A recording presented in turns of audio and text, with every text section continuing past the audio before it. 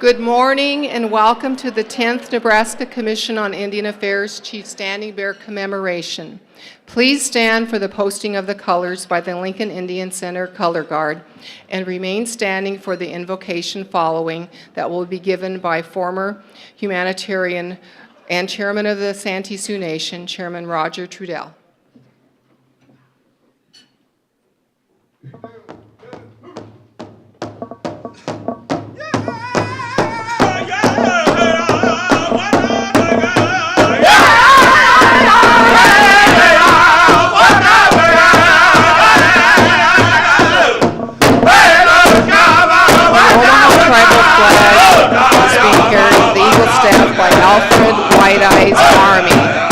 The American flag, Chantel Humphrey, Omaha. She is in full uniform. Nebraska flag, Dan Sitka, Free Descent. The Powwow MCDONALD'S flag, Owen Webster, the U.S. military, Omaha tribe. Bernard Vance Jr. is carrying the Army and Raymond Phillips, the Marine. Winnebago flag, Eugene Papan, Omaha Army. Santee Sioux flag, Raymond Phillips. Ponca flag, Frank Bear Killer, Color Guard Coordinator.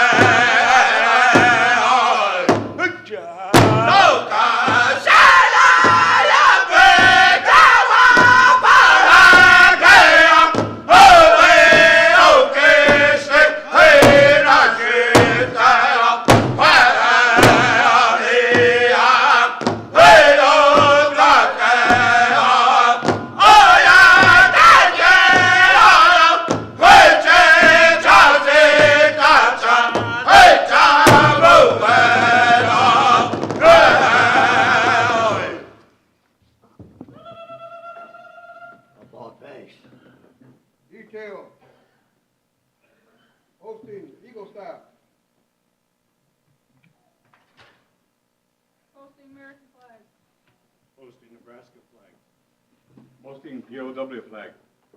Omaha Nation.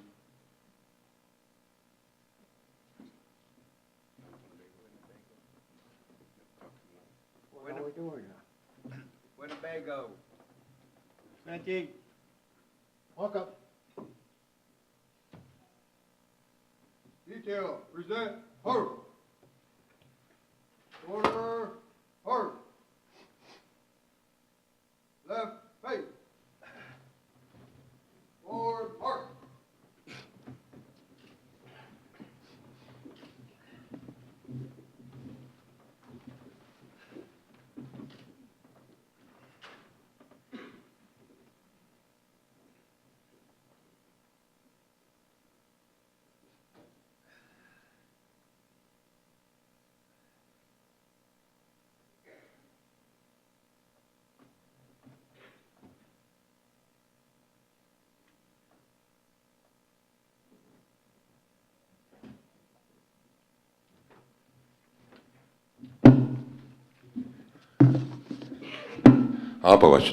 Good morning.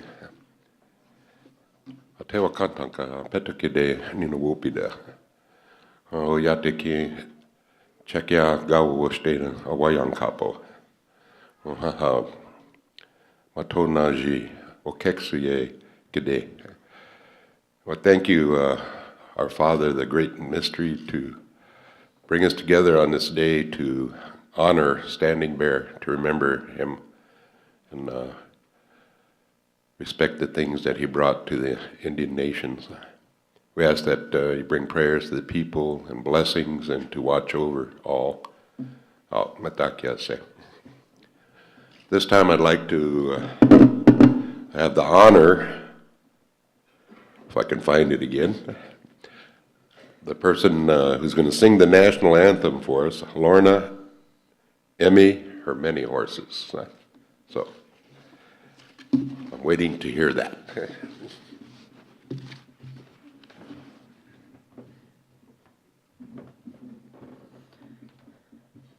We are yeha daku lapihe ampau kile wala kaoyaki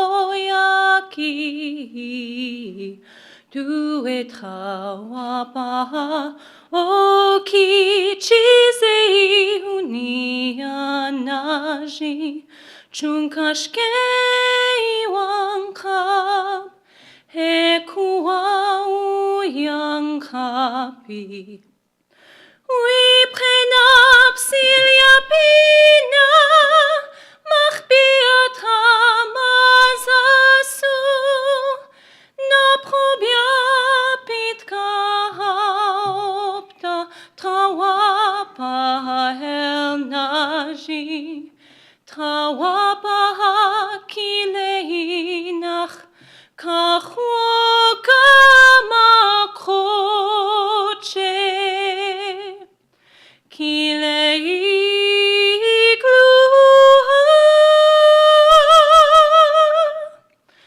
nawo ohitike.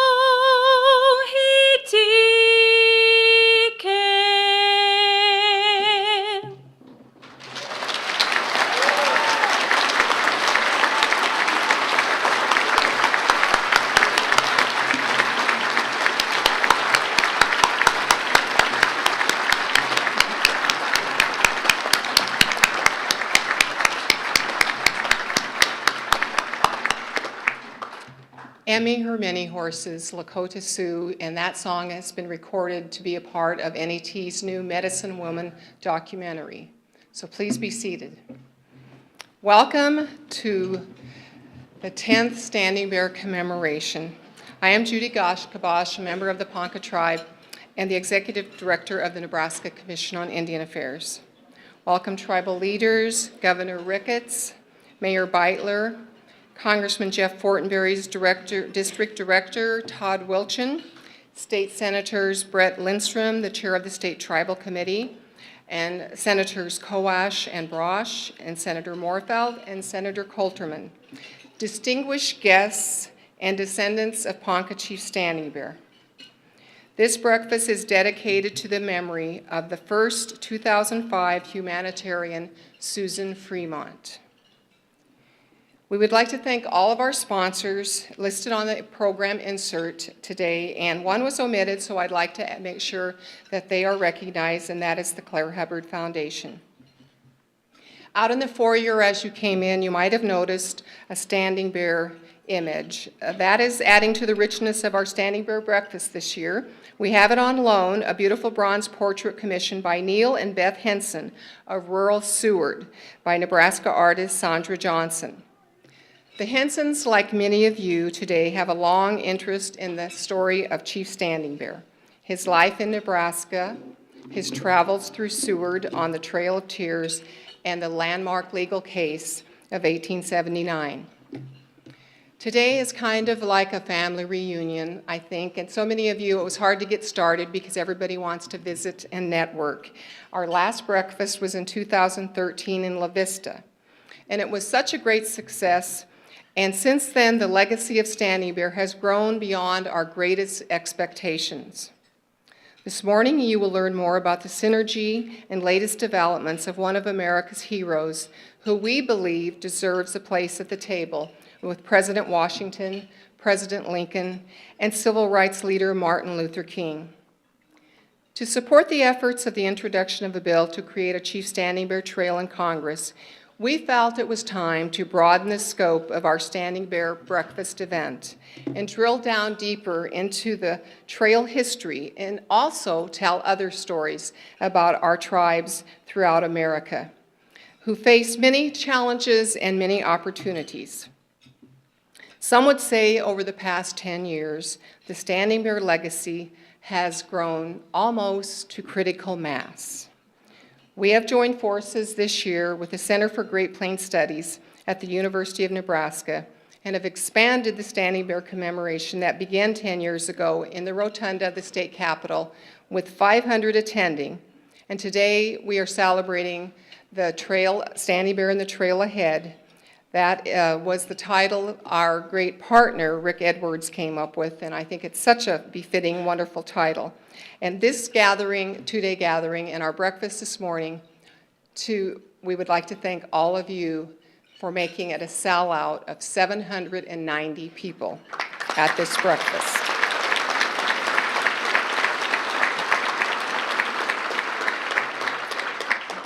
I'm committed to having you out of here by 9:30 so that you can get on to the next event. So we're going to try to keep this moving smoothly. And as in life, sometimes things happen, little bumps in the road. So I hope you'll go with us and forgive us for a few changes that you're going to see on the program coming ahead. At your table, you note that you have a new placemat that reflects the Standing Bear and the Trail Ahead. That's our corporate sponsor at McDonald's has done a great job with that, and the essays that will be read today are on the programs, and they'll be in McDonald's throughout the state of Nebraska. You also have a bracelet as a gift to each of you for coming to our breakfast at your place setting, and you'll note that it says #StandingBearStrong. So during the symposium, throughout the day, and during the breakfast, don't get too distracted, but if you'd like to tweet and send photos and posts on social media, we would welcome that. I would like to ask all of you to stay Standing Bear strong, and remember, whenever you feel challenged and think there's something in life you can't do, imagine Standing Bear walking 500 miles in the dead of winter, and I think that we all can get up and do something that we maybe thought we couldn't. So that's what we hope you'll think about with that bracelet. Next year, we will be an off year for us, and we'll come back in 2017, and we'll celebrate Nebraska's sesquicentennial 150. In between, we hope to have some Standing Bear walks and runs. We will invite you to join us to walk from Niobrara to Oklahoma, and we'll have a Sturgis-type motorcycle, perhaps, horse runs, a variety of things. So with that, it is my honor and pleasure to introduce my partner in this great venture, Dr. Rick Edwards from the Center for Great Plains Studies.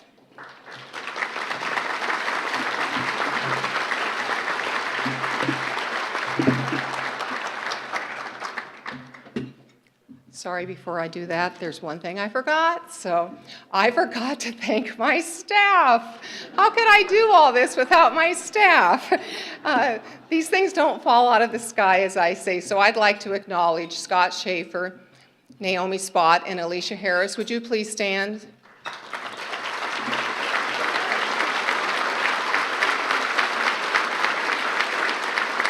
And then I'd also like to ask all the volunteers, or the ushers, and everyone else that has donated their time today to be a part of this great breakfast. Would you please stand and be recognized?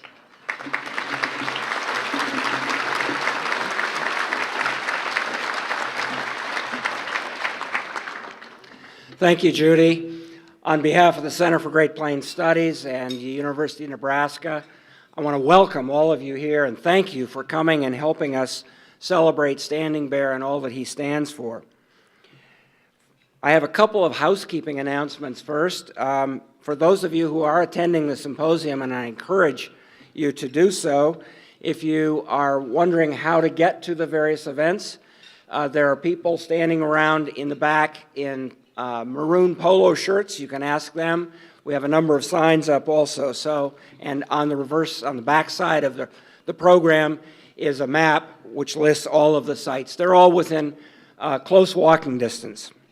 I also wanted to say that there are tickets on sale out in the hall for Buffy St. Marie's concert tonight if you have not yet purchased your ticket. You know, one of the reasons we do our symposium and that the commission does this wonderful breakfast is to try to inspire our young people to see their own potential and see the talent and achievement that they have and that they can contribute. And we'll hear about some other youth this morning a bit later, but I wanted to recognize a few people right now. These people are attending this breakfast and the symposium thanks to a grant from the Cooper Foundation. We have some students who are representing Nebraska Indian Community College. If you would just stand and remain standing until I finish all of the recognitions, please. Crystal Ross, Christina Hoffman, Sequoia Hoving, and their faculty advisors, Lisa Beans and Mary Johnson. And from Little Priest College, we have Antonio Bass, Lillian Gunderson, Selena Snake, Christian LaPointe, and their faculty advisor, Maria Garcia. And from UNL, we have Unite students, Twen Ten Hawath Aldrich, Peyton Kanku, Sarah Mata, and Amanda Ponce. Let's recognize these young people.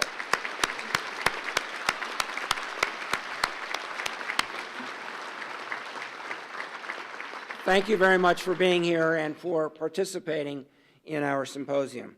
It's now my great pleasure to introduce the 40th governor of the great state of Nebraska.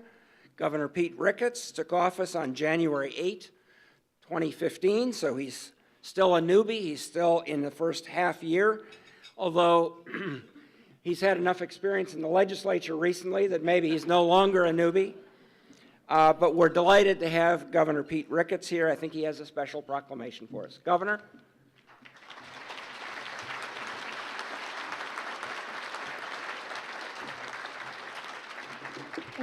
Thank you very much, Rick. And yes, I am earning my scars right away in the legislature. Thank you all very much for the opportunity to be here today. I very much appreciate it. You know, we have a great state. We have a great state because we have great people. You know, Nebraskans are engaged in their communities. And you all here today really represent that great spirit of our people. Coming here together to recognize and celebrate the great heritage of our native peoples, the first Nebraskans, who developed a rich, long history and culture long before Nebraska became a state. And so I want to thank each and every one of you for coming here today to help celebrate that and to look forward into the future. And in particular, I want to thank the University of Nebraska and the Great Plains Studies, Center for Great Plains Studies, and of course the College of Arts and Sciences there, and then of course the Nebraska Commission on Indian Affairs. Thank you very much for pulling all this together. I know it's a lot of work to be able to do this. And I think it's great that we not only celebrate, you know, the leaders that have made our state great, like Chief Standing Bear, but also what you're doing to recognize the young people and where we're going in the future. You know, you look at the SA Award winners, and of course, the Winnebago Class C basketball champions, the boys team, huh? Can we give them a round of applause? Yeah.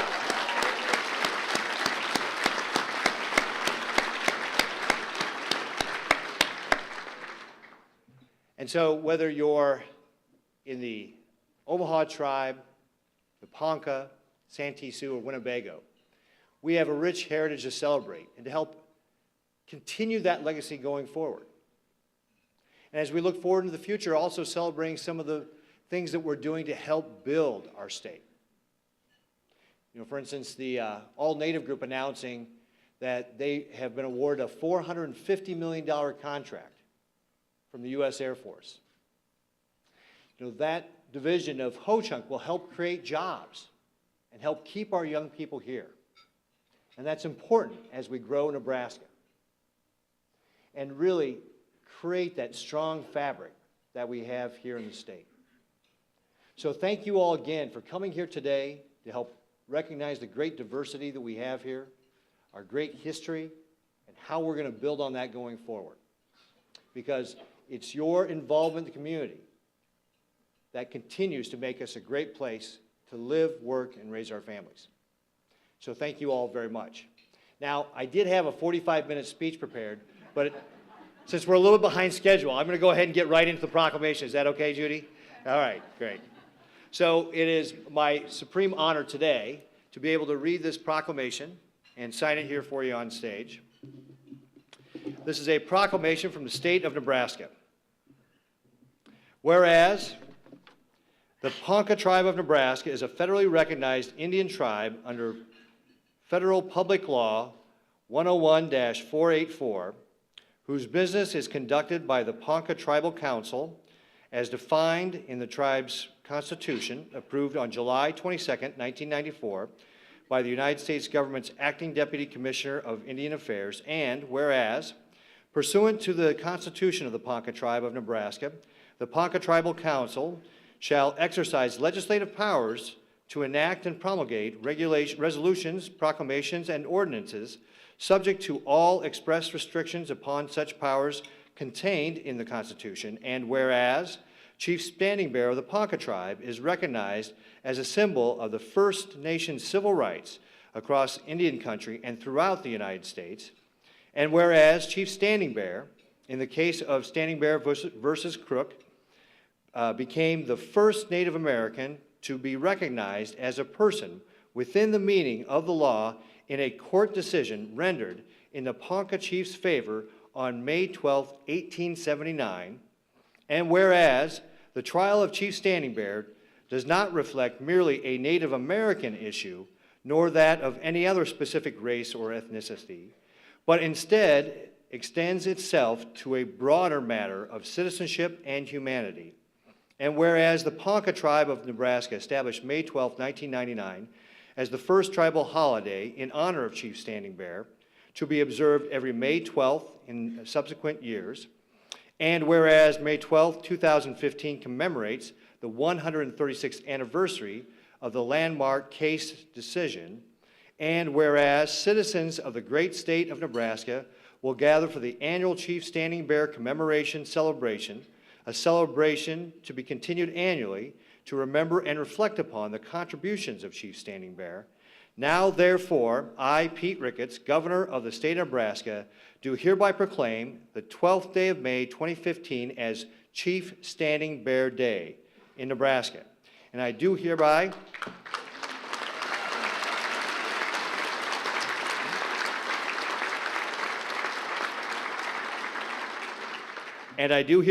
urge all citizens to take note of the observance. In witness hereof, I heretofore set my hand and cause the great seal of the state of Nebraska to be affixed this 15th day of May in the year of our Lord 2015. And with that, I will sign the proclamation and make it official.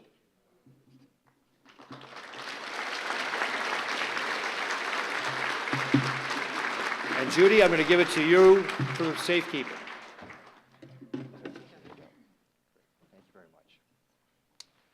Well, again, thank you all very much for the opportunity to be here today, and thank you for what you're doing to be able to recognize the great heritage we have here of our Native American peoples and the legacy and then the future that we're going to have going forward, and how this will all create and contribute to how we grow Nebraska and our continued success as a state. So thank you very much.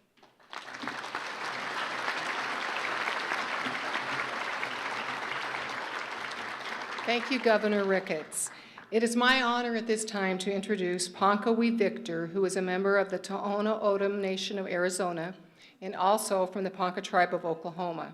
She is the first Native American woman to serve in the Kansas State Legislature since 2010, representing the 103rd District of Wichita, Kansas. She's here to share some exciting Standing Bear Trail news from Kansas and Oklahoma.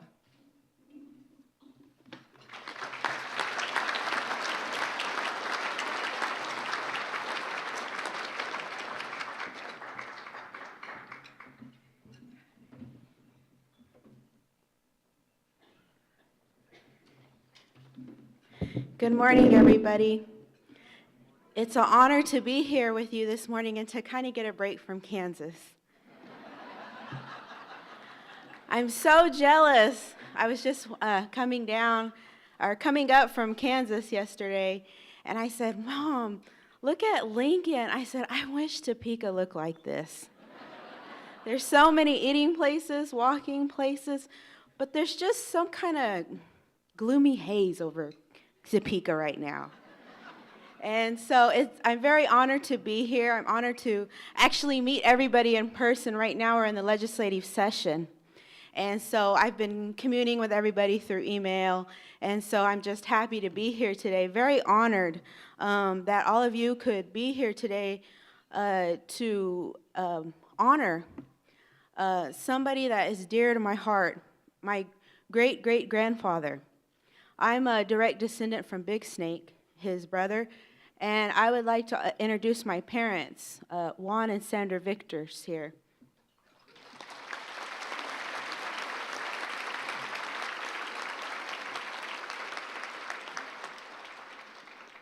This bracelet has a new meaning to me. You know how it is crazy in the political world.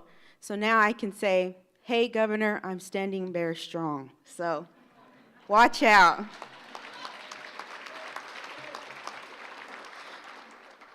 I was elected in 2010 to the Kansas House of Representatives. And then our state was celebrating its 150th year as a state. And I say, you know, I may be the first Native American woman to be elected to the Kansas House of Representatives. It only took us 150 years, but we made it. And I always say, you know, being a leader, being in the forefront, fighting for our rights, it runs in my blood. I always say I was destined to be here. And it came into reality in 2012 when I was, one of my first appearances, I was in Chicago. Let me tell you a little story about that. I was in Chicago, and I was staying at the Palmer House. And I thought, what am I doing here? You know, I don't even, my first day of, you know, being in the political spotlight, I didn't really understand. I was doing a speech in Chicago. Little did I know I was watching the documentary about Standing Bear, and he was also at the Palmer House in Chicago.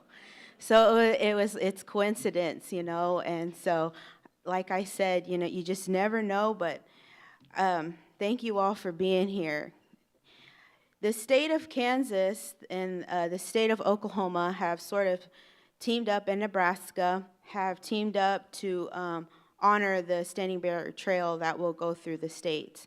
And February 7th, 2014, last year, I introduced a resolution that passed with everybody's support. And it was, I'll read you a little bit of the proclamation that passed in Kansas. A Chief Standing Bear Trail spanning from Chief Standing Bear's home in Nebraska through Kansas and into Oklahoma would increase knowledge and awareness of the story of Chief Standing Bear. Supporting the development and designation of a Chief Standing Bear Trail across Kansas is part of a celebration of Native American Day at the Capitol.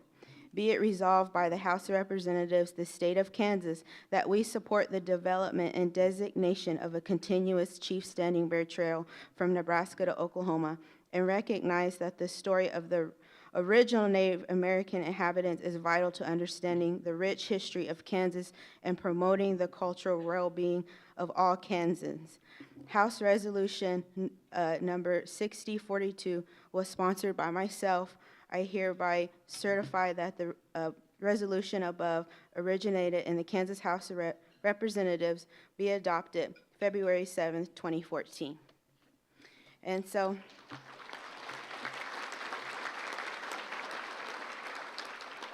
that's just a little bit of the resolution that I passed last year.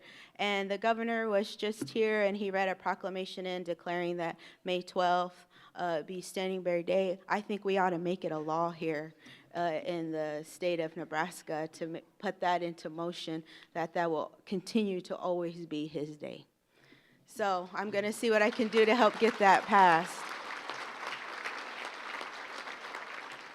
Once again, thank you everybody for coming. I think I speak at about 1:30 or 1:15, and so be sure to stop by and you know, I'm going to be speaking about how my journey to the Kansas State House. Thank you.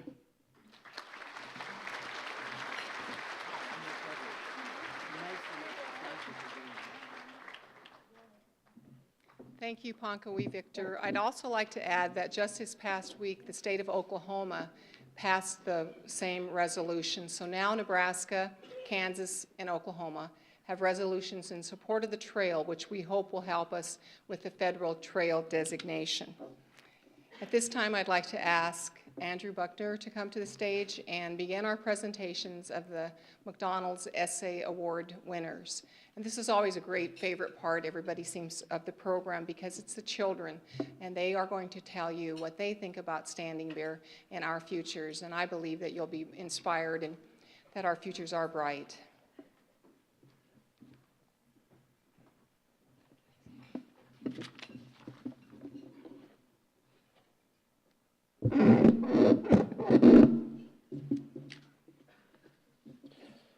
I am so proud to be here today representing McDonald's Corporation, a company that supports people from all walks of life. 2 years ago, I didn't know anything about Chief Standing Bear. Today, I have a clear understanding about his journey, his life, and the legacy he left behind. Chief Standing Bear went through a lot, and he reminded me of what I'm about to tell you. And this message is going out to the children, the young people in the audience, and along with the parents. Last year, at the Hispanic Heritage, I stood up here and told a story that I've never spoken in public before, or even my wife. But having a son that is going through the same things, I think it is important to share. When I came to the United States of America, I was bullied, made fun of.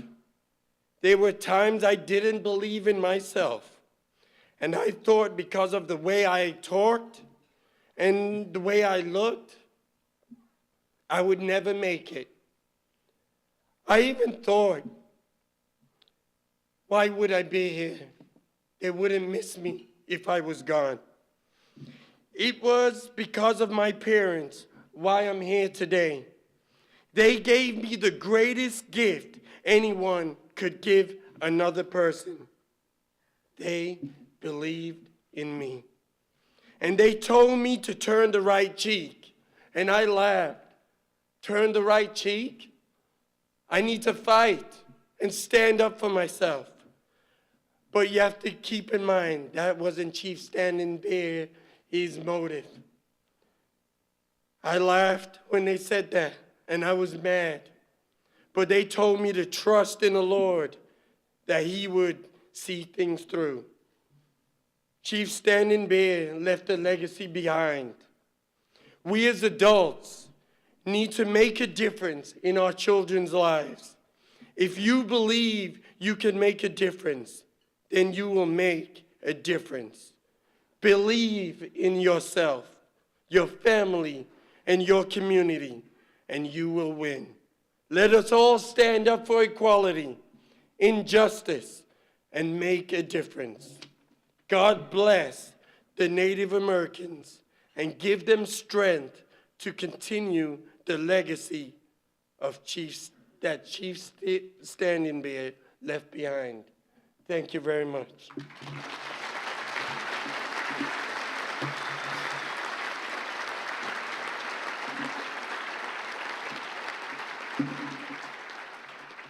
I would like you to pay attention to the essays that's going to be up because he really touched me. He touched me 2 years ago, and he still touched me today. The young lady that was just up here saying they should make a law, one of the kids that wrote the essay said the same thing, and I believe that they should make a law for that. All right? The first person is, forgive me if I mess up the name, Landonesian Free from Winnebago Public School.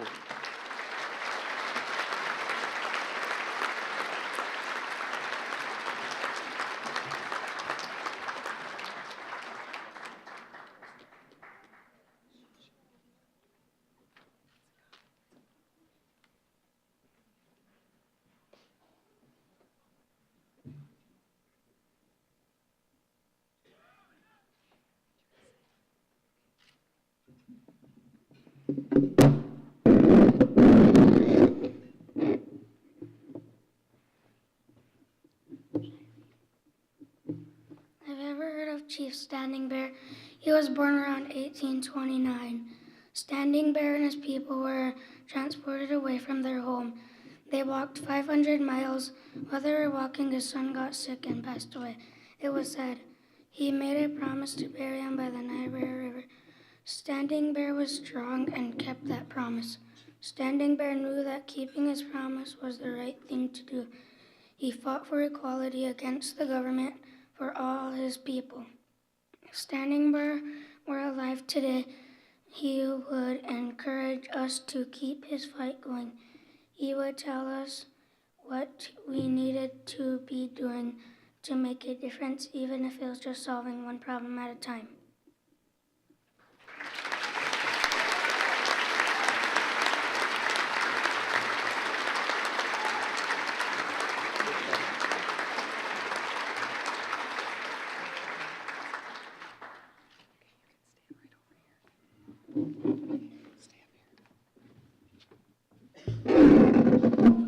I'm so tall. Oh my goodness. All right, the next one from Coosa Elementary School, Noah Trumbull.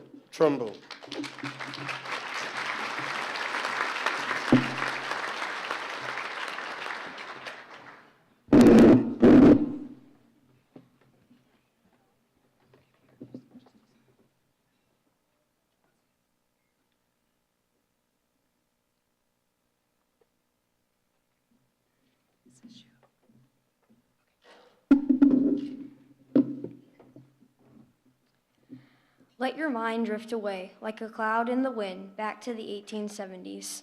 Imagine nothing but bare, tall, grassy plains. Now imagine a tall, brave, confident Native American Ponca chief named Standing Bear, a man who would change the world if people were to listen. Standing Bear spoke words of wisdom about equality in people's lives. He spoke truth when he said that our differences are not what define us. We all bleed the same color and are all born from the same creator. Let's now let our brains transition into modern society, 2015. Now you see the once tall, grassy plains morphed into busy, cemented plains, full of bustling people off to work, their houses, or anywhere time tells them they need to be. Imagine the same tall, brave, confident Standing Bear in our current time. We have come so far since his days on this earth. We now see past our skin colors. We see past our gender differences. For the most part, we see our differences as strengths. Yet, there are still things for him to stand up for and to speak truth about. Marriage equality, for example. If Standing Bear were here today, he would remind us, just as we all bleed the same color, we all have hearts that pump the same way. Who says these hearts that all work the same don't all love the same? Love is love. We see it every day in our world, whether it's giving each other flowers, hugs and kisses, a high five after a sporting event, even just a smile are all signs of love. We see love in all shapes, sizes, and ages. We see love when kids share toys with their friends. We see love when parents say goodbye to their kids in the morning before school. We see love from boys to girls, boys to boys, girls to girls, children to children, parents to children, adults to adults, people to animals, human to human. If Standing Bear was alive, living today, he would stand to remind us that getting married is just another way to say, I love you. And you know what? I would stand beside him, because what he stood for, even back in the 1870s, wasn't that complicated. People are people, hearts are hearts, love is love.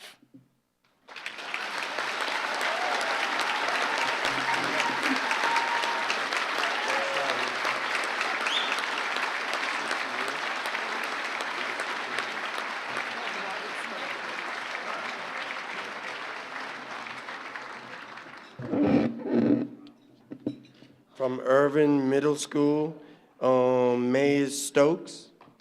Mayor Stokes.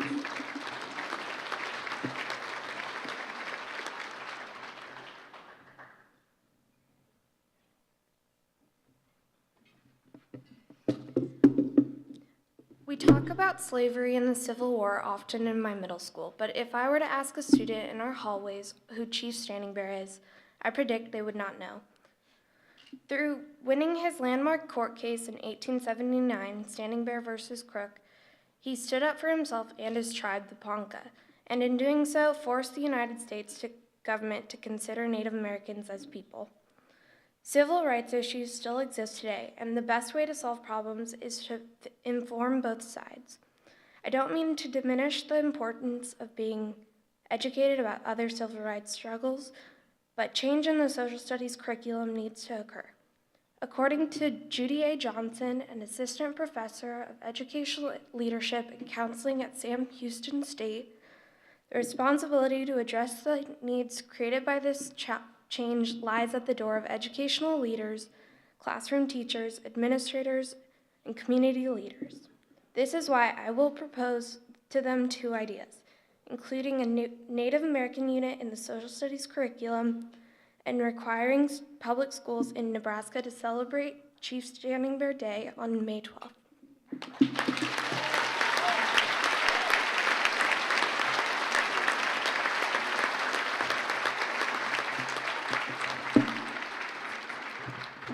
And the last one from Pound Middle School, Sidney Cole.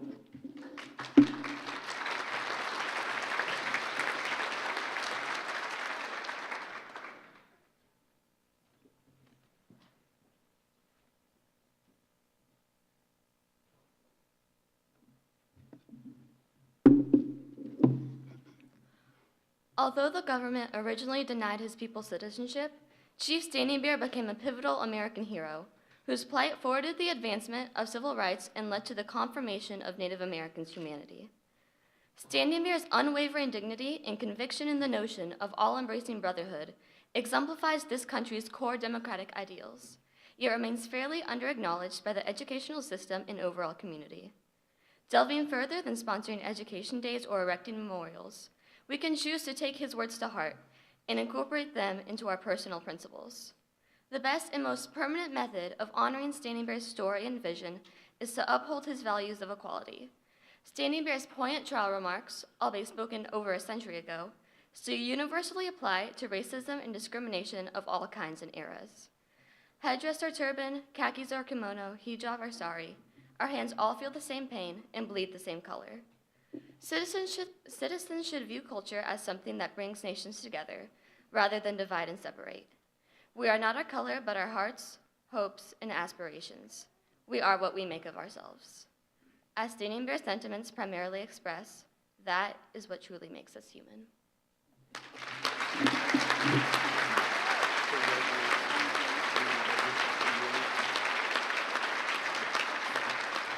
I just want to say real quick, each one of them got their essays in a frame, and they also got a $25 arch card to McDonald's, and they also got, each one of them got a netbook.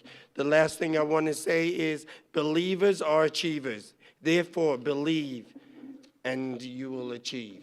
Thank you very much.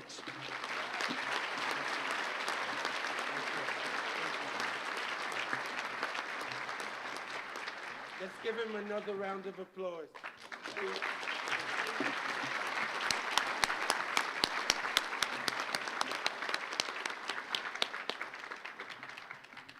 This time I'd like to introduce Judge Laurie Smith-Camp, United States District Court, Nebraska.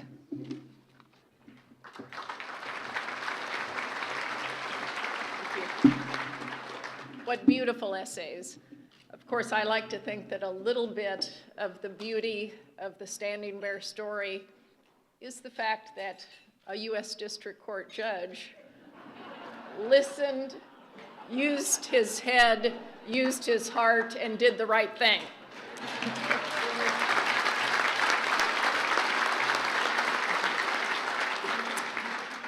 The story of Chief Standing Bear resonates with people of all races and backgrounds and ages because the words and actions of the great chief remind us of our common humanity.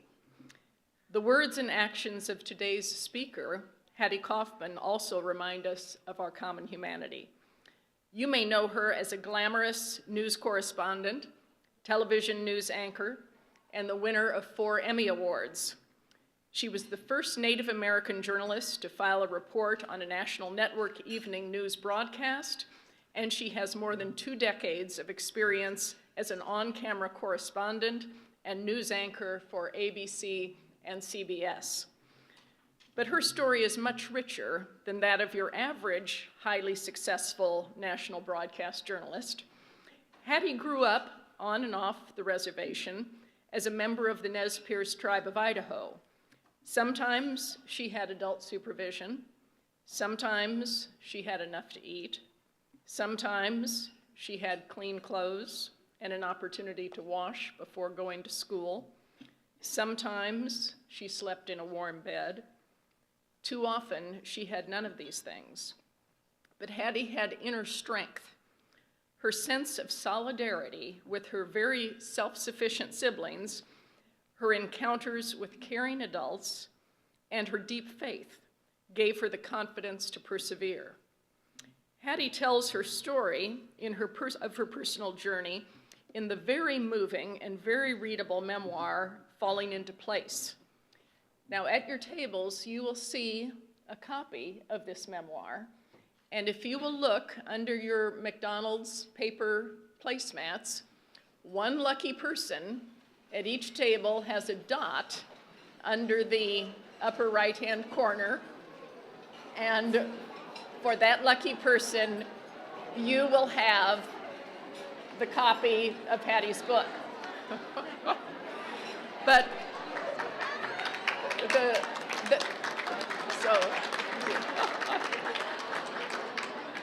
the good news is it's still available at bookstores or online, so the rest of you at your tables do not need to go without the opportunity to read the book. A reader learning about Hattie's life cannot help but think how we all want to be valued, we want to be included, we want to be treated with dignity, and it helps if we're not cold and hungry. Hattie Kauffman, like Chief Standing Bear, is a courageous leader. And like Suzette Bright Eyes LaFlèche, she is someone who helps people from diverse backgrounds to communicate and to grow in wisdom and in spirit. Please join me in welcoming Hattie Kauffman to the state of Nebraska.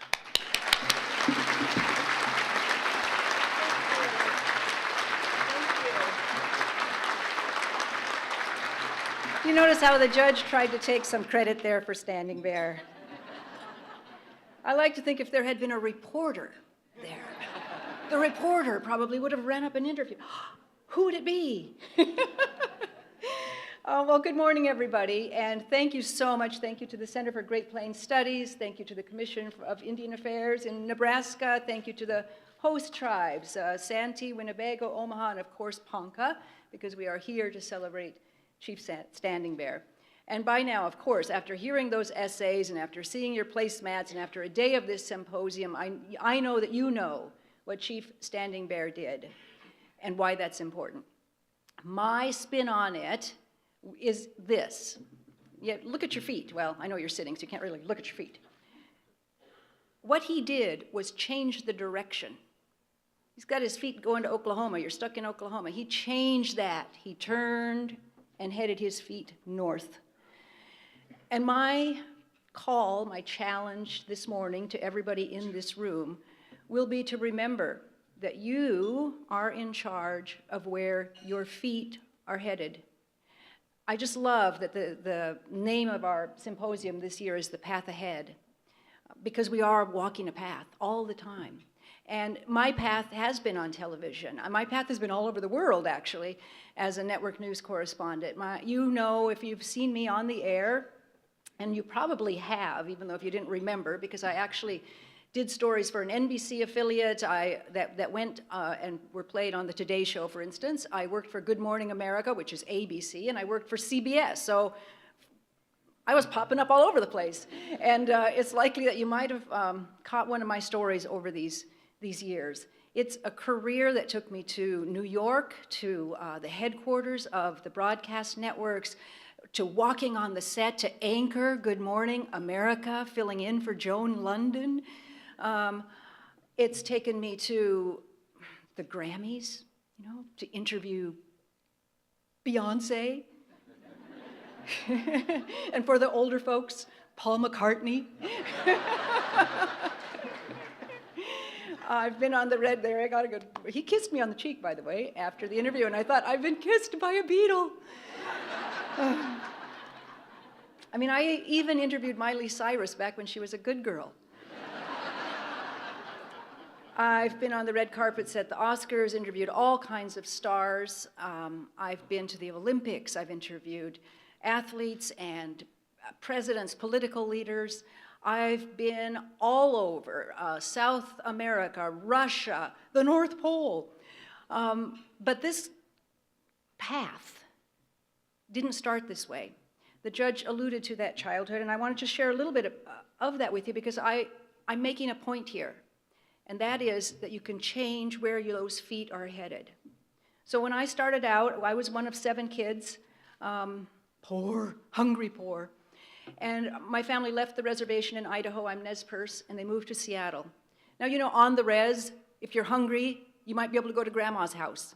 You know, cousin, somebody's gonna have something. Somebody went hunting, somebody went fishing, there's something. But when we moved to Seattle, and we moved into the projects, there wasn't grandma's house anymore. There wasn't a place to go. There wasn't anything. And my parents were drinking and fighting. Unbeknownst to us 7 kids, they were actually getting a divorce. We didn't know that. We just knew that a door would slam and one would be gone, and then the other one would be gone, and then they might come rolling in, and then strangers would show up at closing time, and then they'd disappear for a day, 3 days, 4 days, a week, longer. What happens when there are no parents around and you have 7 kids in the city, in the projects? The first thing that happens is food runs out. The next thing that happens, if you don't have somebody, an adult, opening the mail to pay that bill, is that the gas gets shut off. And we're cold. Now, Seattle, Washington isn't as cold as Lincoln, Nebraska in the winter, but we're cold and we're hungry. And we're walking around with towels and blankets and stuff, just trying to stay warm, and sleeping next to each other on a mattress, trying to stay warm. The next thing that gets shut off is the lights. And that's scary. Scary. When I think about my childhood, I think about fear. Because when the electricity goes out, suddenly the hum of the refrigerator is gone. Even without heat, the furnace used to hum. Now it's quiet. Did you hear that? Somebody there? Somebody in the basement? Did you hear that? 7 kids. That wasn't the bottom. The bottom was when we turned the faucet and nothing came out. This is America. This is Seattle. This is 7 kids. So yeah, how do you go to school? When do you go to school? Is it time to go to school? We've been awake a while. Should we go to school? I think it must be school time. Okay, let's go to school. And we did. One day sticks out in my mind. One day that's going to help me turn my feet around and walk a different way. I'm late, of course, as usual. It's into a portable, portables around the main school building. Door shuts, all the little heads turn up and look at me. Maybe it's 10 o'clock, I don't know. Normally, I would have marched past them, gone to my desk, and just like tried to catch up and act like I'm ignoring them. But this day I couldn't, because this day the teacher, Mrs. Huntington, marched right to me, and she just said, "Kids, keep reading." And she turned my shoulders around and marched me out the door and back toward the main building, and I'm thinking, I'm in trouble. And she's taking me to the principal's office. But once we get inside the main building, she turns my shoulders this way and marches me towards the girls' lavatory. And I'm thinking, what's going on, Mrs. Huntington? Why are we going to the lavatory? And we get in, and she turns me to this long enamel sink, and she turns on the water, and she cranks out some brown paper, and she gets it wet, and she crinkles it up, and she starts to wash my face. It's dawning on me. I'm in 3rd grade. What's that, 8, 9? I'm getting this wave of shame and embarrassment because I realize I must be really dirty if Mrs. Huntington has to wash my face. She pulls out a comb and starts, because you can imagine, she's going to try to comb, but it's not going anywhere. She gives that up, gets her hands like cups, like a cup under the water faucet, and then she just pats it. We'll just, pat it down a little bit.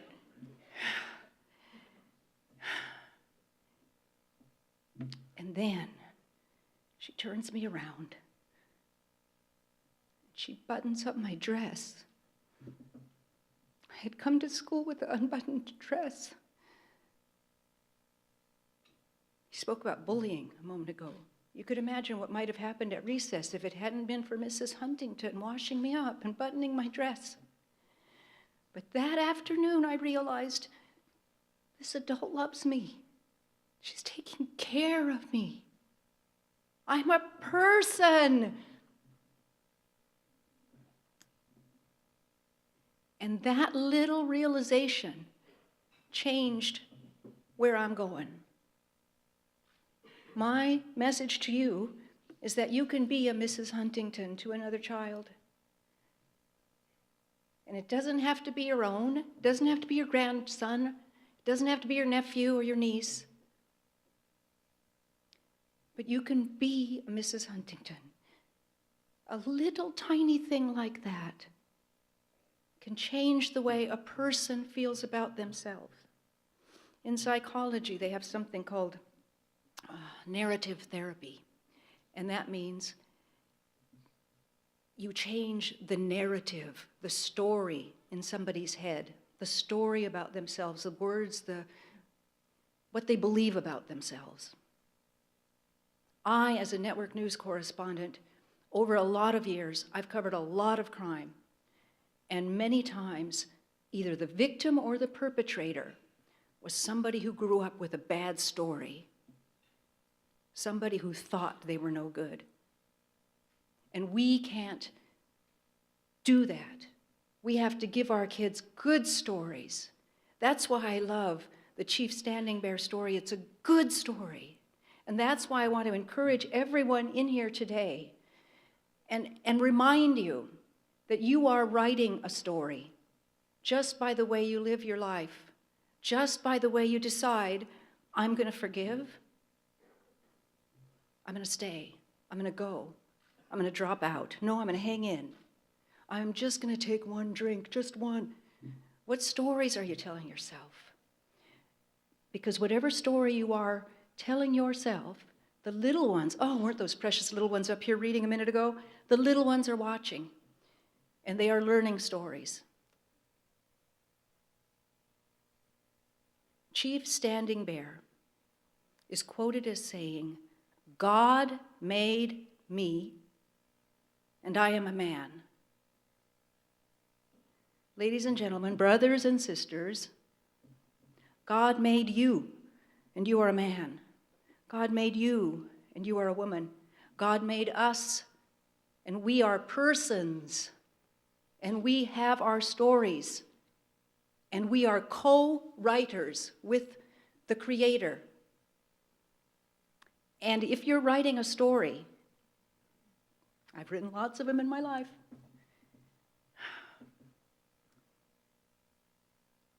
people play roles in the stories. If you are writing your story, you know, good guy, bad guy, hero, victim, don't let yourself be the victim in your own story. My message is we can change the plot. Chief Standing Bear changed the plot. He changed where he was headed. We can change the plot in our life stories at any time.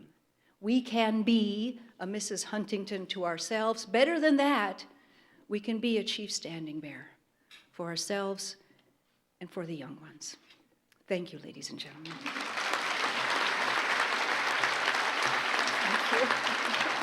Thank you. Thank you. Thank you.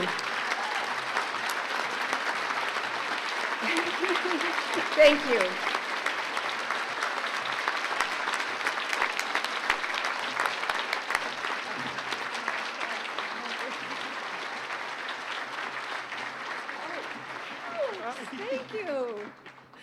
Wasn't that just awesome? Wonderful. We have the Pendleton for Hattie and a coin to the city of Lincoln that has Standing Bear on one side and Lincoln on the other. Thank you. Thank you so much.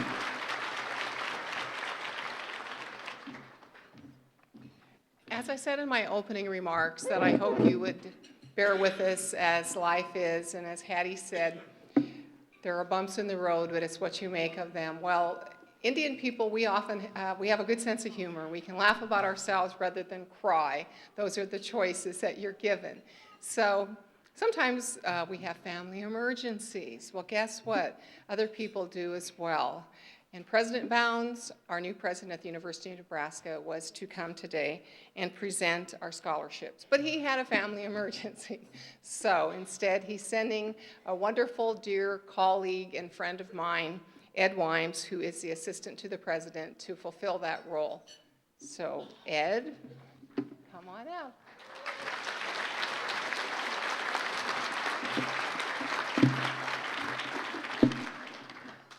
Good morning. Thank you, Judy, and thank you for your service on the President's Advisory Council and all the work you do for young people and natives of this state. Thank you very much. On behalf of President Bounds, I'm very pleased to have the opportunity to recognize two bright young people this morning. These students we're honoring today are among 28 Native Nebraskans, students who have received scholarships worth a combined total of $40,000 from the Nebraska Commission on Indian Affairs over the years. These scholarships are helping to make higher education more affordable, a goal for all of us that we'd like to attain for all of our young people. I'm honored to assist in this presentation of the Nebraska Commission on Indian Affairs Chief Standing Bear Scholarship to two impressive young women, both of whom have bright futures ahead of them. In applying for the scholarship, students were asked to evaluate Chief Standing Bear's most exemplary traits and explain how they incorporate them into their own lives. Our winners described him as humble, empathetic, courageous, and patient, qualities we all aspire to have. Our first scholarship winner is Jessica James Grant, a graduate student at Creighton University who has a passion for helping ex-offenders transition back into society. Jessica wrote that humility was one of Chief Standing Bear's most admirable qualities, and it is one that she lives up to. Jessica faced a number of obstacles growing up, but she wrote, "With all the adversity that I have to encounter, it does not define who I am. In the end, I'm just a human being." Jessica, we're incredibly proud of what you have overcome and been able to accomplish today. Congratulations. Please join me at the podium to receive your scholarship.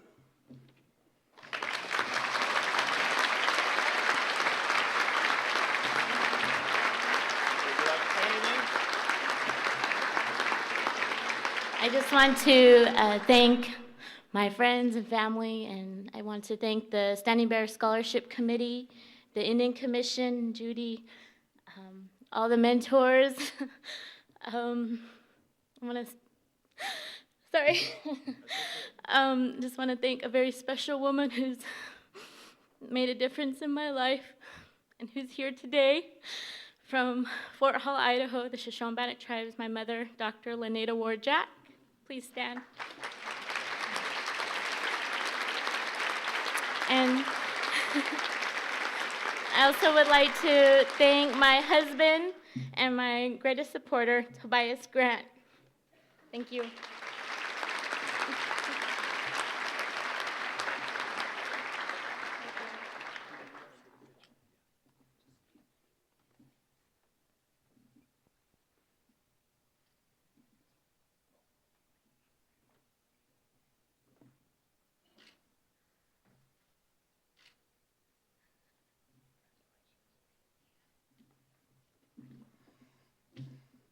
Our second scholarship winner is Amelia Ashley, a pre-med student at Dartmouth College. Amelia wrote that Chief Standing Bear's ability to step out of his comfort zone in order to enact change has inspired her own life choices, like adapting to a new environment at Dartmouth. Amelia has also overcome adversity in her life, including helping to support her brother and mother after losing her father at a young age, an experience that taught her resiliency and helped her relate to Chief Standing Bear's story. Amelia is away at school, so her mother will receive the award on her behalf. Join me in congratulating Amelia Ashley on this well-deserved honor. We're proud of her.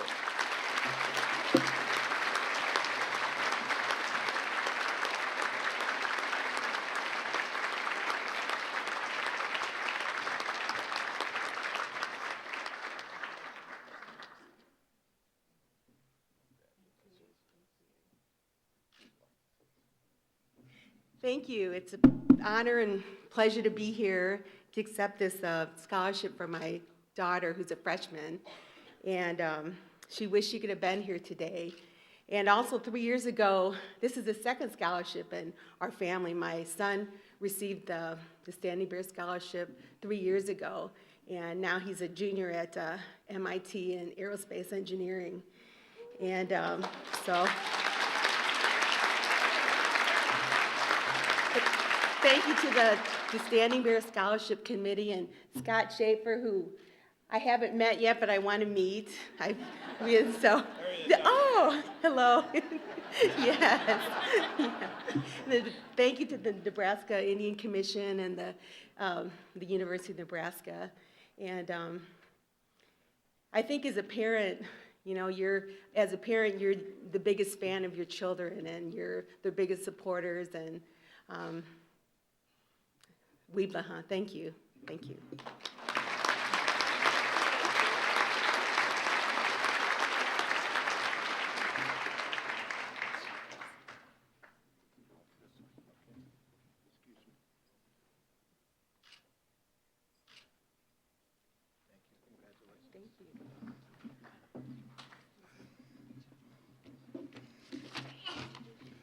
Congratulations again to Jessica and Amelia, two young women who are looking to make the world and the community much better. Now I'm pleased to introduce a member of the university faculty who is intimately familiar with Chief Standing Bear and his legacy. Joe Starita is a professor in the UNL College of Journalism and Mass Communications. His book, I Am a Man, Chief Standing Bear's Journey for Justice, was Book One Lincoln Selection in 2011, and the Book One Nebraska Selection in 2012. Joe is a recipient of the is it Reno? Is that right, Joe? Riano Award, a Civil Rights Award, thank you, given by the National Education Association for his work with Native American community. Joe is here to introduce the winners of the scholarship named in his honor. Please join me in welcoming Joe.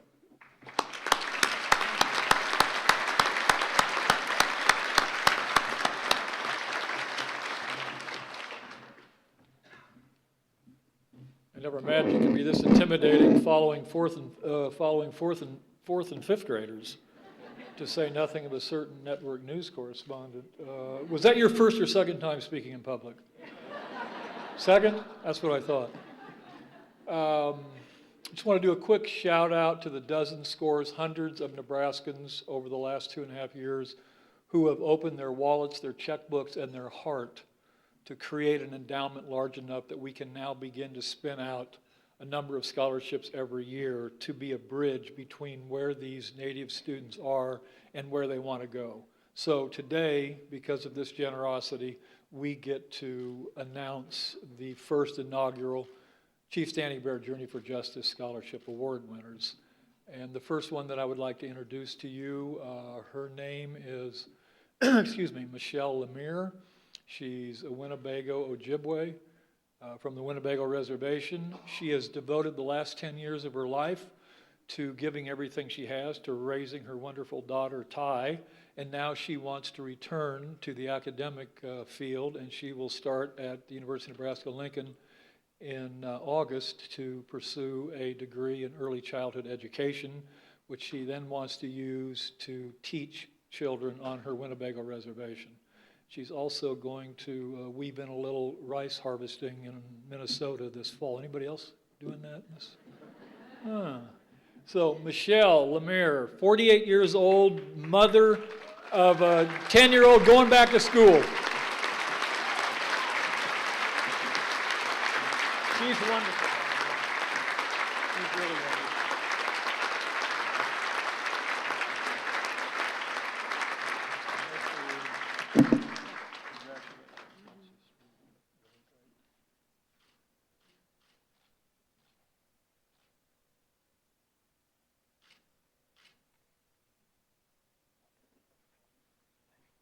Thank you very much.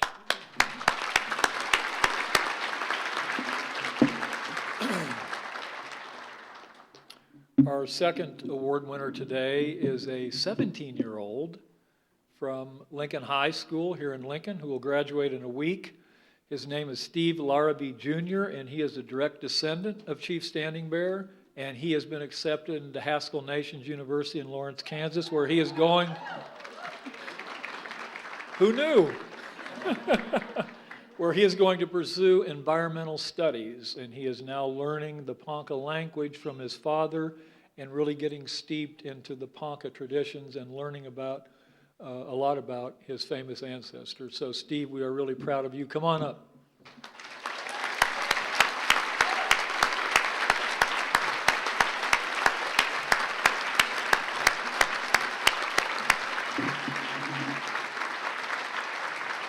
Pretty cool, isn't it? Congratulations.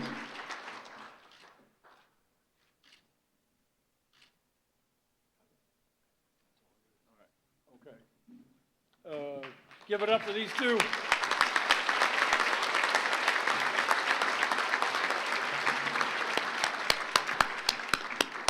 Thank you, Joe. Let's give another applause for all 4 of our scholarship recipients.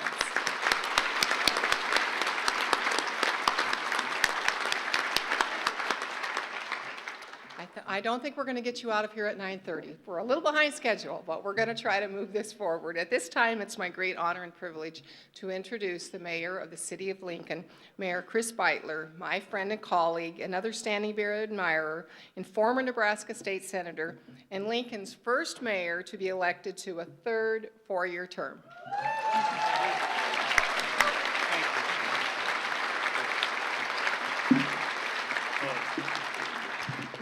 Well, good morning to all of you. It's great to see such a big crowd. It's a privilege to be here with you. Thank you to all the elders for making all of this possible and for sharing the Standing Bear tradition with us. Like Joe, I'm going to be short, least I be compared to the eloquence of children and the eloquence of the beautiful Hattie Kauffman. The thought that occurred to me, Hattie, as I listened to you was that there are a few moments of eloquence and enlightenment that mean more to me than several days of existence. That was a wonderful story you told.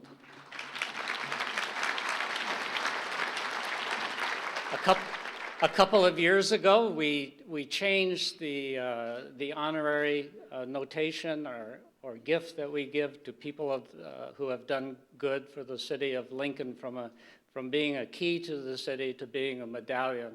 And on one side is President Lincoln, and on the other side is Standing Bear.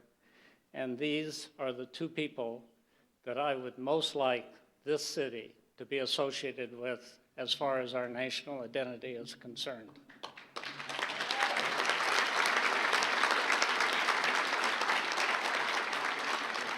It's very important as a society that we do not forget the parallel stories that were going on at one point in time in our history. And it gives me a great deal of pleasure to be able to announce today that a private donor has committed to funding to create a memorial for Ponca Chief Standing Bear right here in Lincoln. We can't give you the details yet, but the plan is to unveil the memorial in time for the Standing Bear Breakfast in 2 years from now, to celebrate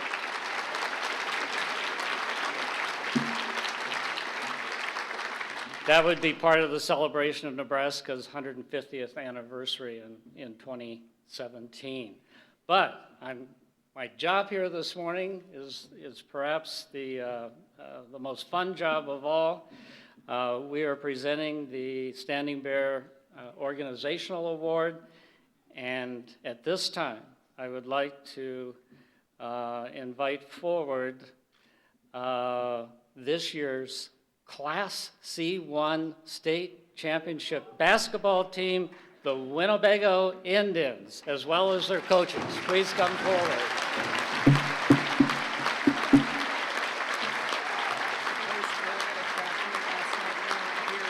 Who's not here? The coaches? Okay. Okay. All right. It was the team's first state championship since 1940. That's a 75-year drought. It came to an end with a 66-51 trouncing of Columbus SCOTUS. And they finished their season 28-1, almost perfect.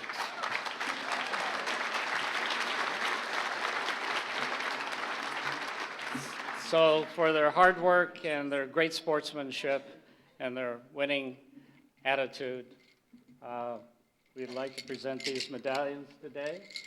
And the award itself, and I understand you're the superintendent? Yes. And what is your name again? Dan Faringer. Dan Faringer. Dan, congratulations, and thank you very much for accepting this award on behalf of the team and the boys.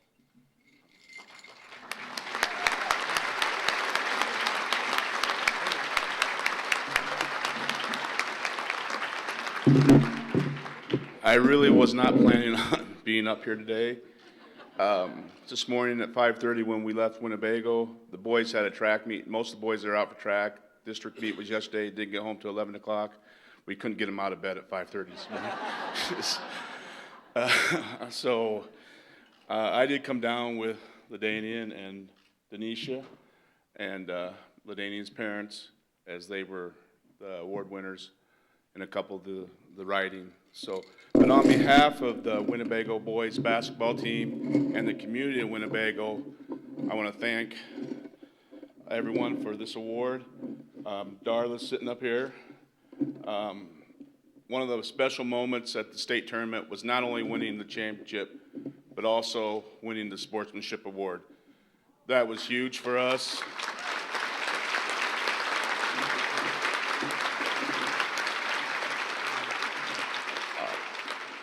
Because I think I was proud of the community at that time. We had come together during this past year, and it really showed down there, as Pinnacle had never seen anything like it.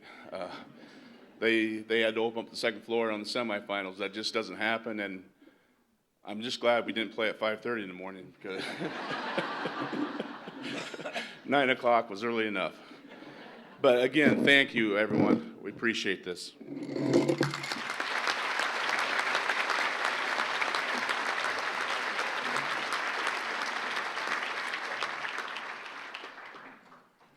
At this time, we're going to do something a little different that we've never done before when we present our Chief Standing Bearer or Humanitarian Award. We're going to show you a little video clip so you can see the body of work and why this person is so receiving of this award. So if we can get the...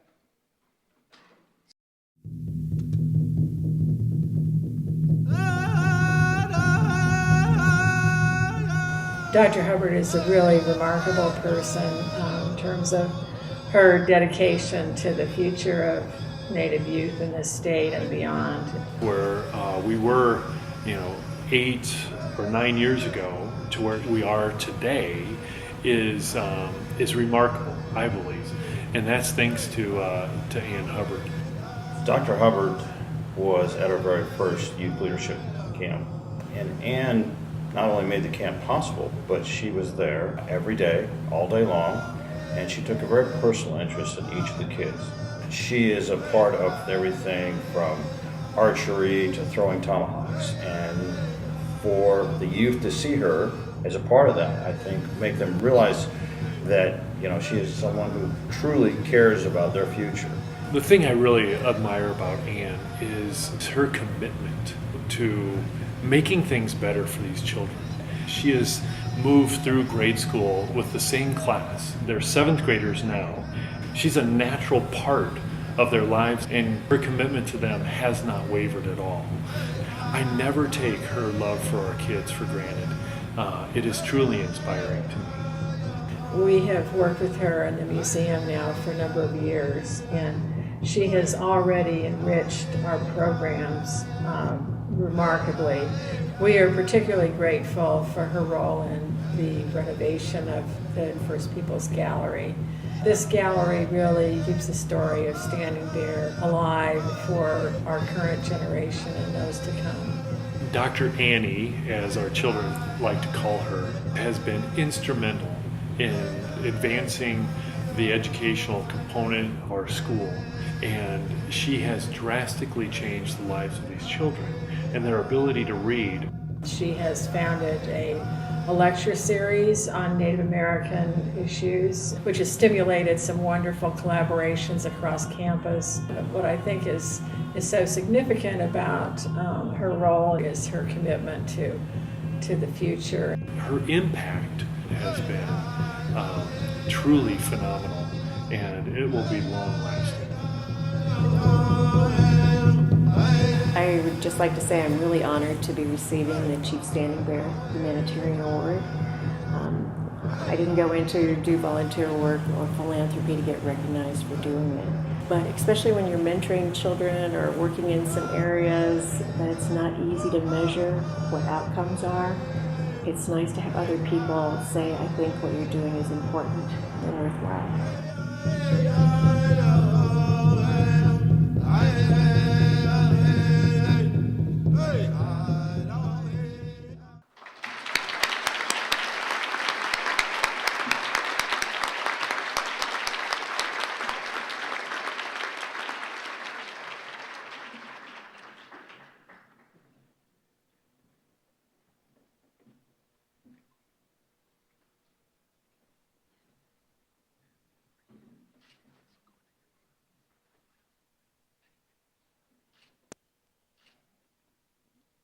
Congratulations to Dr. Ann Hubbard, the 2015 Chief Standing Bear Humanitarian.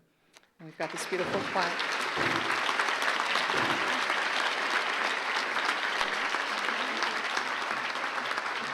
I would like to say thank you, and I'd like Table 37 to stand up, the kids from St. Augustine Indian Mission. They've lifted my spirit, and they have opened my eyes and my world to a completely different life. Kina Gigi, thank you.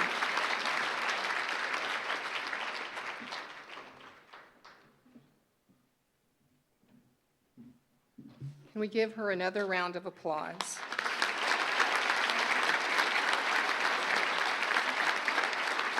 We have a song by Mazakute, an honor song for Dr. Hubbard.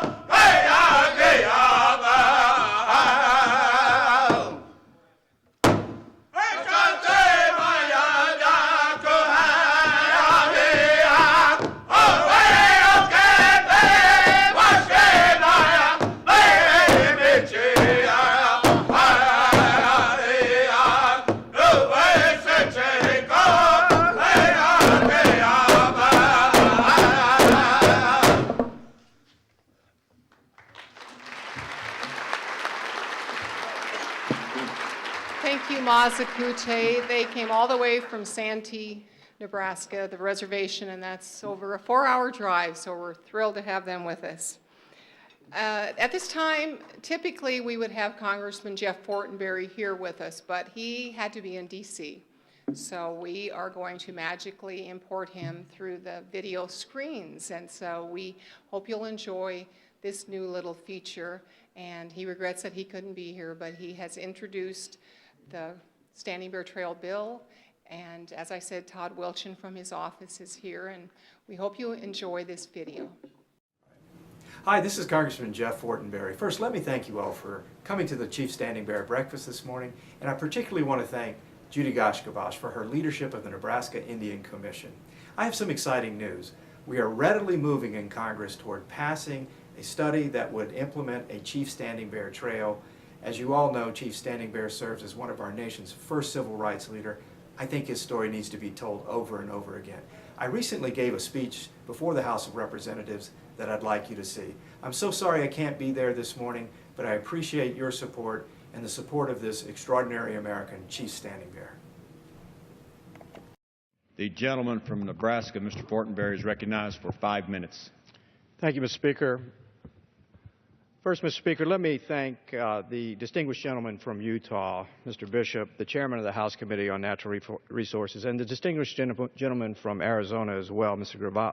Grijalva, who is the ranking member, as well as the gentleman from California, Mr. McClintock, the chairman of the Federal Land Subcommittee, and the distinguished gentlewoman from Massachusetts, Ms. Tsongas, the ranking member on the committee, for their outstanding work and help to me in bringing this legislation to the floor. This is important. This legislation directs the Secretary of the Interior to conduct a feasibility study for the Chief Standing Bear National Historic Trail. Now, Chief Standing Bear holds a very special place in Native American and the history of our country. Establishing a trail in his name would be an outstanding way to recognize his contributions to our great land. I'd like to provide some additional background on this extraordinary individual who prevailed in one of the most important court cases for Native Americans in our country's history. Chief Standing Bear was a Ponca chief. In the 1800s, the Ponca tribe made its home in the Nile River Valley area of Nebraska. In 1877, the United States government forcibly pressured the Poncas from that homeland, compelling them to move to the Indian Territory in Oklahoma.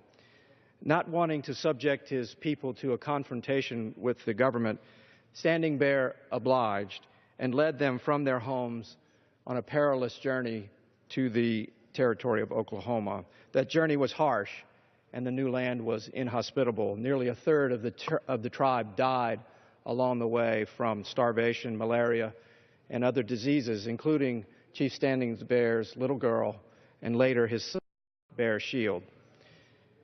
Before Bear Shield died, however, Standing Bear promised his son that he would bury him in their native land in the Nile River Valley. So Standing Bear embarked on the trip in the winter of 1878 to return to the homeland to bury his son, leading a group of about 65 other Poncas. When they reached the Omaha Reservation, the United States Army stopped Standing Bear and arrested him for leaving Oklahoma without their permission. He was taken to Fort Omaha and held there until a trial. In the meantime, Standing Bear's plight attracted media attention, first in the Omaha Daily Herald, which was the forerunner of the present-day Omaha World Herald, and the story became well publicized nationally.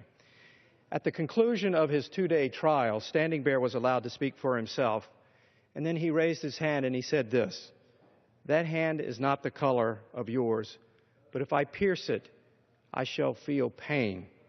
If you pierce your hand, you will feel pain. The blood that will flow from mine will be the same color as yours. I am a man.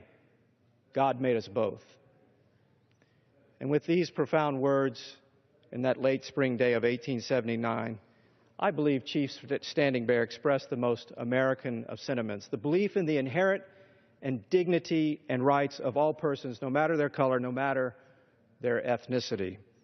Judge Elmer Dundy concurred, and he ruled that Native Americans are persons within the meaning of the law. Now, this is notable. This is 1879. And for the first time, Native Americans are recognized as persons within the full meaning of the law. The story of the Ponca Chief is a story of strength and grace and determination. I think it's a story that we need to tell over and over again so that it is understood and cherished by all Americans of future generations. Mr. Speaker, the establishment of a Chief Standing Bear National Historic Trail would honor both the courage of this man and the great contribution to the freedom and the civil liberties of our nation that he brought about. This bill is an important first step toward establishing the trail, and I look forward to continuing to work with the committee and the National Park Service to make this a reality.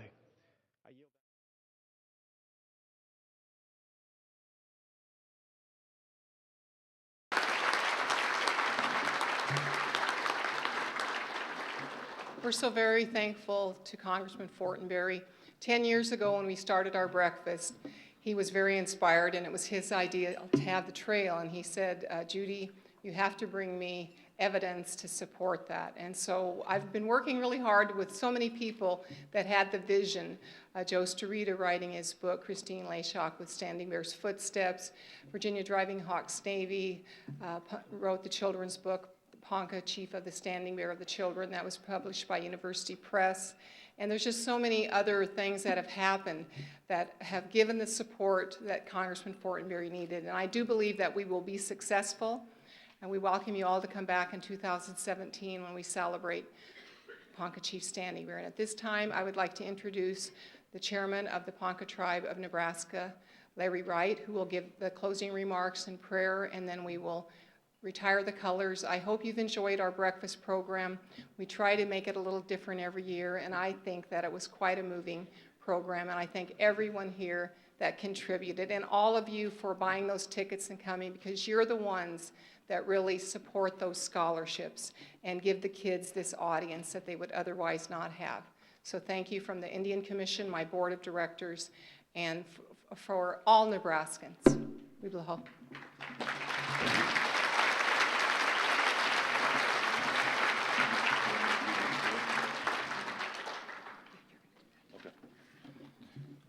Oh, Ponca-We Wongi Day. Before I get started with the prayer that I was honored to be asked to do, as a member of the Nebraska Commission on Indian Affairs, and I don't speak for the other commissioners, but I don't think it is a stretch to say that we're proud and thankful of the job that Judy and her staff has done for this event. As a member of the Ponca Tribe, on behalf of the Ponca Tribe, thank you very much to the staff. And now, before I get to the prayer, I want to honor a few people before we get started, and to follow up on what Congressman Fortenberry has done on the House side, and what Senator Fisher is helping push through on the Senate side. One of our own has helped do this work from an attorney standpoint as a lobbyist, and we're very proud of her. And I'd like to acknowledge Katie. Would you please stand up? Is she still here? There she is.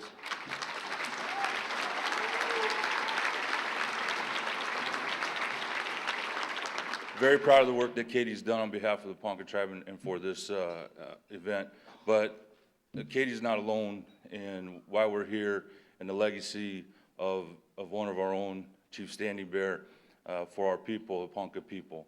And what he did to come back to our homeland, and the sacrifices that he and the others made so that we could be here today, we stand on their shoulders. And so I want to take this moment to identify, first, before I get to there, I'm sorry, I'm getting ahead of myself. I want to recognize and honor two previous chairpersons for the Ponca Tribe that I believe are here now, Mark Paniska and Becky White. Would they please stand up?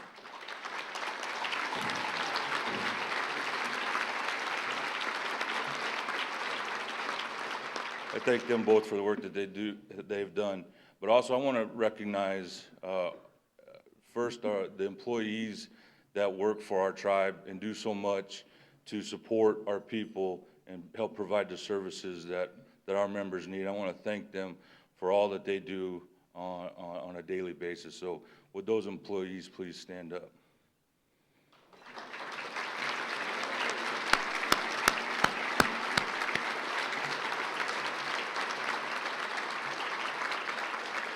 And I'd also like to recognize, because without them, we wouldn't be here, I wouldn't be here, but my friends and family, our tribal members, would they all stand and be recognized, please?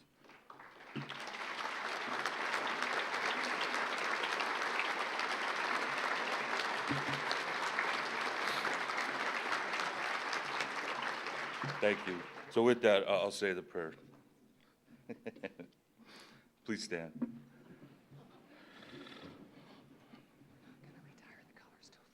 Okay. O wakanda dena da han udani omba de wadate esti wibla han shidadi si de gon wongi de gatik te wibla han shidadi ponkanga de bluga da on wagira ga nionshinga ukeli wongi de ekita han wadobaga nionshinga wan no she hiri esti da de komplega I dando huloke ahigi wadahikte ade de don de gon. Father God, it's good to pray to you. We thank you for this day. Thank you for bringing all of our Ponca people here together to be here for this day. Please watch over each and every one of them. Watch over all the other Indian nations, all the people that are here and their families. Give them safe journeys. We pray and watch over our veterans, those that help defend us to allow us to have this way of life. We thank you for all that you've given us for this day and for all your blessings and for our young ones here. Give them strength as they go through their journey on their path to help their people. We thank you. Thank you.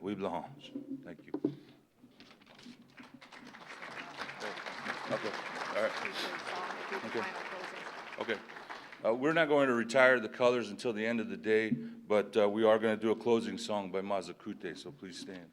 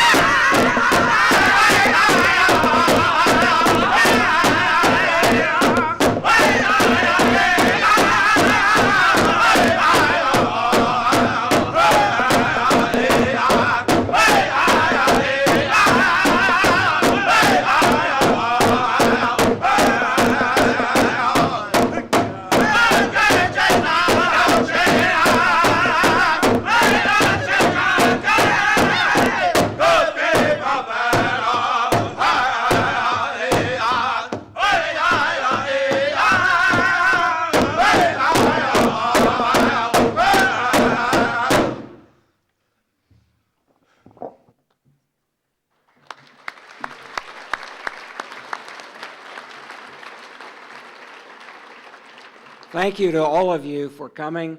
I encourage you to enjoy the rest of the symposium, and I do have the word that Hattie Kauffman will be signing books out in the hall. If you were lucky enough to get one of those, please join her. Thank you for coming.